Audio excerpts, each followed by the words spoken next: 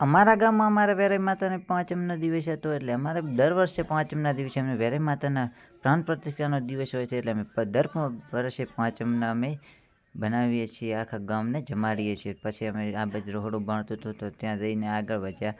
તો હું તમને આજે જમણવારનો પ્રોગ્રામ બતાવું કે જમણવારમાં કેવી કેવી જગ્યાએ પહોંચ્યું છે. આ બાજુ આટલું મંડપ પહોંચ્યું છે અને બાકીનું વેરાઈ માતાના મંદિરની સાઈડમાં રાખ્યું છે. તો આ બાજુ જોઈ શકો છો થોડું બધા કામ કરેલા છે. આ બાજુ માણસો અડધા ઊભા છે, ટંકર બે લગાવી નાખે છે પાઇપ માટે. અને પછી જ્ઞાનીબેન આવ્યા તો જ્ઞાનીબેને સમાજ વિશેની થોડી ઘણી ચર્ચા કરી નાખી. તો આપણે થોડી વાર સાંભળી લીધું.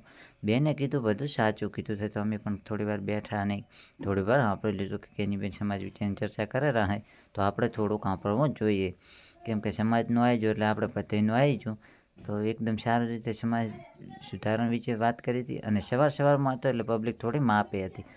અને બેનને થોડું કામથી બહાર જવાનું હતું તો સવારમાં આવ્યા તો થોડીક વાર બેને વાતચીત કરી નાખી અને પછી ત્યાંથી બેનને રવાના થવાનું હતું. તો પછી અમે પણ થોડીક વાર સાંભળ્યું. બેને જે કીધું એ બધું એકદમ સાચું કીધું. તો જેને પણ સમાજનું ભણતર કેવું લાગ્યું છે જોઈ શકો છો તમે. અમને તો